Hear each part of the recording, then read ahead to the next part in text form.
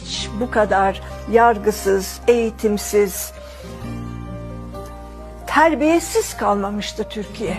Yani televizyonları açtığım zaman yemek programında bile terbiyesiz insanların birbirine çemkirmesini dinliyorum. Siyaseti zaten bıraktım, orada sadece kavga var.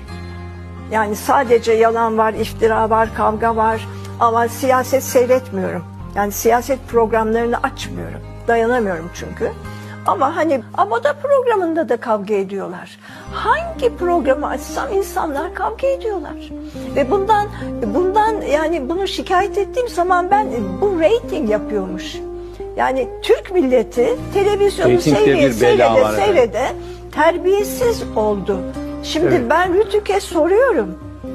Rütük niye Türk insanının terbiyesiz olmasına bu kadar müsaade ediyor? Niçin insanları birbirine saldırıyor?